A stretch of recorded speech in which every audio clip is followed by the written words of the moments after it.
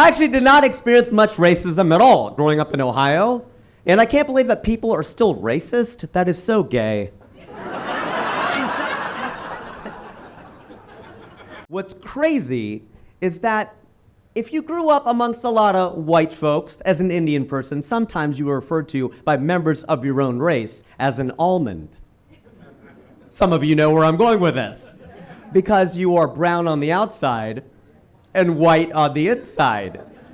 And I was like, all right, that was not offensive at the time. In the 80s, it was a long time ago. But I prefer the term coconut. Because we're hairy. Hey, Indians are hairy, man. The men, too.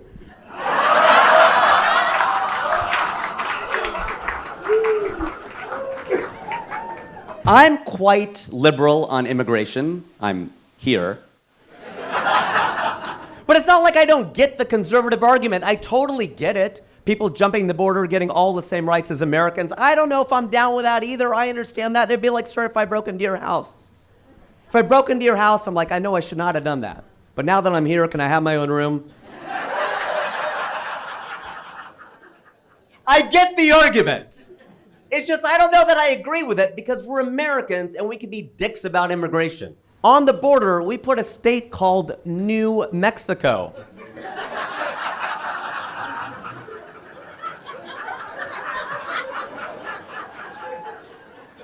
The dick move. Especially when this is old Mexico.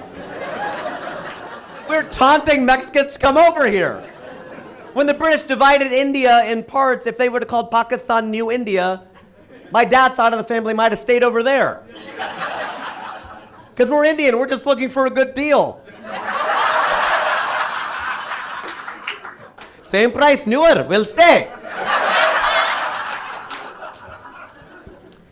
I actually did not think I would become a full-time stand-up comedian. I went to school to be a doctor, because obviously.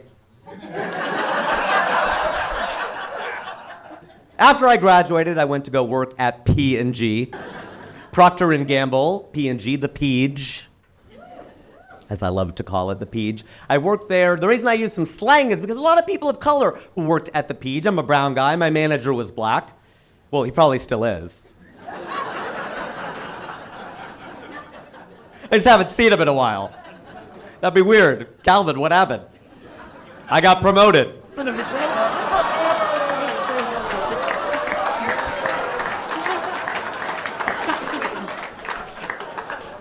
The thing is, white people, you can loosen up. You know why? Because white people think when people of color get together, we're making fun of you. We are not. We're making fun of each other without your guilt. All right?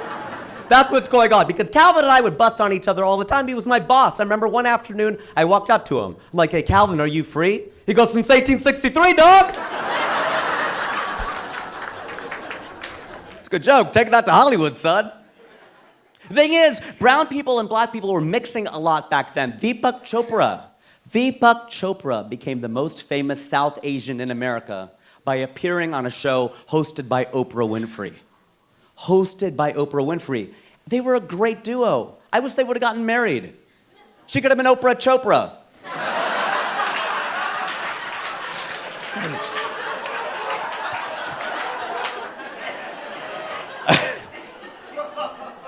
Calvin belonged to the, as it was called at the time, the African American Affinity Group at the Peach. And I belonged to the Asian one. And I almost didn't join it because they were rushing me to join the Asian Affinity Group at Procter & Gamble. And I said, well, I don't really know about that because y'all are mostly East Asian. I'm South Asian. But they're like, all right, well then don't join the group. That's your loss because the company is paying for us to take a 4-day, 3-night, all expenses paid trip to San Francisco. I'm like, I'm Asian. We're all the same, right? We say namaste, you say ni hao. We can combine them, namastao. I can head nod and bow at the same time. I'm in, let's go. All right, I told my white friend, I go, look, we're doing all this stuff. He goes, I don't think that's fair, though. I don't think that's fair. How come you guys get these, all expenses paid trips to go to the coast and all this stuff? You get to meet the CEO. You get put all the Latinos in the room at the same time, all the blacks in the room at the same time, all the browns in the room at the same time. He's going on and on. He goes, I can't put a bunch of white people in the same room at the same time. I go, yeah, you can. It's called a board meeting. Chill out, white people. Still your country, all right? Chill out. It's okay. I turned 30, and I flipped out. I realized I had spent my entire life in Ohio. I took it really, really hard, and the people said to me then, and they still say to me now, age is just a number. All right, fine. Then your weight is just a number. Your height is just a number. Your credit score is just a number. Your cholesterol is a number. Your blood pressure, those are just numbers, right? But numbers have value, which implies they have meaning. They mean something. Like, doesn't it already feel like this year has moved so fast? It's shorter than any year so far, right? Well, there's some math to that. I'm gonna break it down, all right? My son, I have a son, by the way.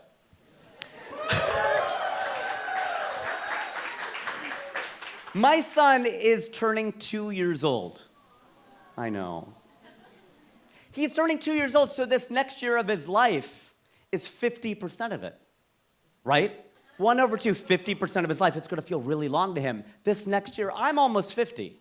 I know, black don't crack, brown don't frown, that's what I'm saying. So this next year is 2% of my life. So to me, it's gonna feel really short, to him, it's gonna feel really long. And the only reason I tell you that is to depress the hell out of everyone in the room. No, I say it because I want people to stop saying age is just a number. It's crap. In fact, toilet paper is a very good analogy, in fact, because when you sit down and check to see how much toilet paper is left, hopefully in the reverse order, you check, and then you sit down. When you think half of the roll is left, there's actually less than half left because of the way that circumference works. Think about it, right? There's more on the outside than there is on the inside, like people in LA.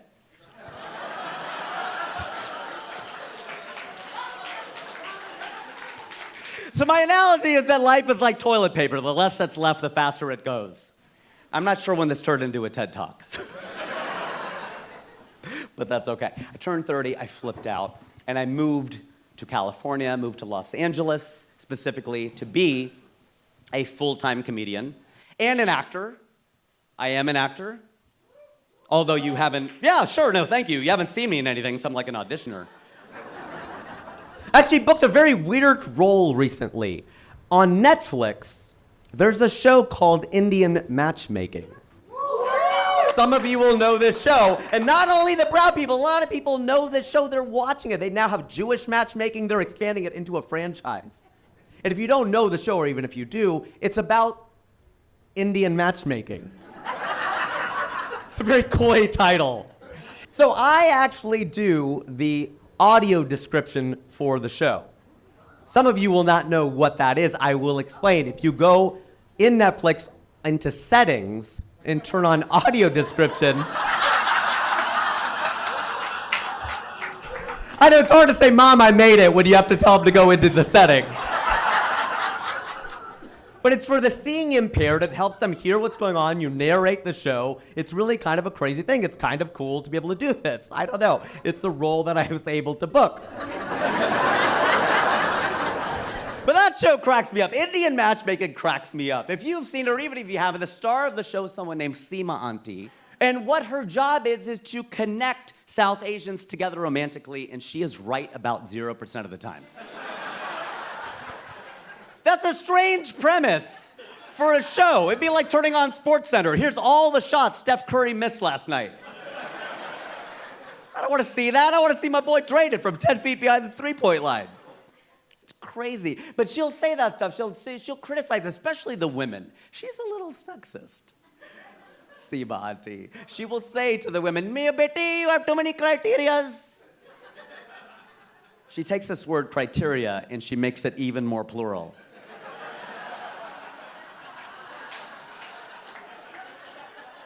To show you how single you are. It's true that she'll say to them, she'll go, "You know, you get 60, 70% of what you're looking for, it's okay."